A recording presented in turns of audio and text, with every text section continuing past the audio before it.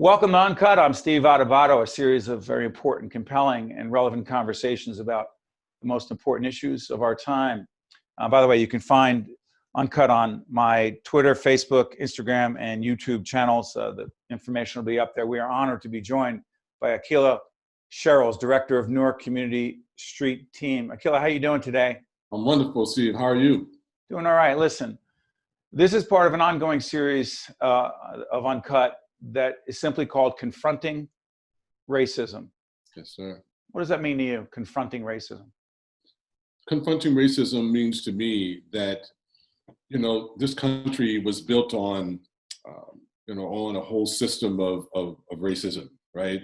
And it means unpacking it and understanding the traumatic impact that it's had, not only on people of Native American descent and African American descent, but also the people of European descent, like all of us who live in this country together, who have been impacted by colonization. So it's interesting. There have been all kinds of rallies and protests. And in our hometown, I'm born and raised in Newark, Brick City, you know very well, but now live in Montclair. We just had an extraordinary protest and rally under the Black Lives Matter banner. Our son, Nick, who's our technical director here with us today, was part of a group of talented, committed leaders at Montclair High School, 4,000, 5,000, 6,000 people on May 30th in Newark. Yes, sir. How many people gathered together peacefully with a strong message, with the mayor, with the police director, black, white, brown, together? How many people? Over 12,000. It was. What was the secret of, I'm sorry for interrupting, a little delay. What was the secret to it being not only so powerful, but so peaceful and strong? I would first, say that it was the leadership. We have exceptional leadership in the city of Newark. Mayor Rash J. Baraka is a visionary. Anthony Ambrose, who is a longtime resident of the city of Newark. Head of public safety. Absolutely. And their strategy and, the city's community-based public safety approach, right?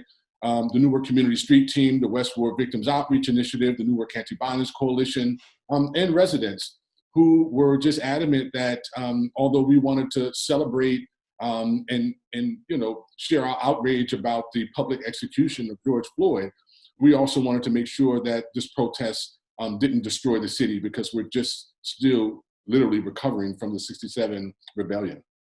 Bigger picture, here's the question. There are a lot of people around the country, around our state, region, and nation who say now is the time. Now is the time not just to protest, not just to rally, not just to hold hands and say we're together, which, all due respect, not everyone is. Mm-hmm. That's right. Time for what? Let's be precise and specific. What do we need to do? Not just to reform, but to overhaul and deal directly and confront institutional racism. That's right. I think that we're at an inflection point in terms of policing in this country. Far too often, people say public safety and people say police, when we know that police are only one aspect of the public safety process. I mean, you literally can't have public safety without the public, right? A lot of people think that public safety is the absence of violence and crime. But literally, public safety is about the presence of well-being and the infrastructure to support people in their respective healing journey. I think safety is different things to different people. I mean, Sure does. So does law and order mean different things to different people. That's right. We know that the history of law enforcement in this country and policing was rooted in, apprehending enslaved people and bringing them back into bondage. And honestly, it's still wrought with racism and implicit bias. So this is an opportunity, it's an inflection point for us to be able to add complementary strategies like the Newark Community Street Team in the public safety process. As we're taping this program, it'll be seen later on our PBS affiliates, WNET, NJTV, WHYY, and a series of our programs. But at the same time, as we're taping this program early in June, President Trump has said many times, and we'll see what he does moving forward, we need to, quote, dominate the streets. You're shaking your head already. It's ridiculous. What does that mean to you? Dominate the streets means to perpetuate systems of structural violence that have allowed Black men and people of color to be killed with immunity. by law enforcement in communities across this country. It's ridiculous, and we've seen it play itself out in places like New York and of course in Minneapolis, where George Floyd was executed. Basically, it's an old cowboy mentality that just creates harm. So it's interesting. When we think about this, there are a fair number of people who are white and say, okay, I'm listening.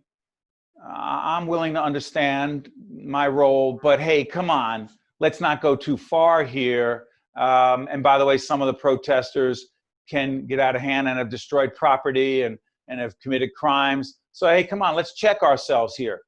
None of us advocate or condone those actions. But at your rally, you self-policed. Those police were not in the kind of riot gear that we saw in Washington when the president walked across the street from the White House to go to that church and hold that Bible. It looked like they were being peaceful, but then all hell broke loose. What were you doing and your colleagues to make sure that you self-policed? Well, we've had a 6-year strategy going. In 2014, when the mayor formed the Newark Community Street Team, he also commissioned the Safer Newark Council, which utilized data to inform our coordinated our coordinated public safety strategy in the city. So we had been working consistently with NPD, with the health department through this public health lens, looking at, the best way of being able to approach, public safety and make sure that our community is safe. So, when it came time for the protest, the mayor led the protest. That's right. Director Ambrose pulled all of his cops back to the perimeter. No one was out there in riot gear. And the Newark Community Street Team and other community partners, we actually were amongst the protesters. We were in plain clothes and also in uniforms, so we identified ourselves.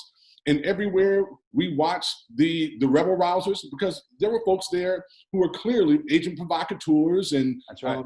who were seeking to create problems. We followed them everywhere they went, and anytime they got ready to act out, we jumped right in front of them.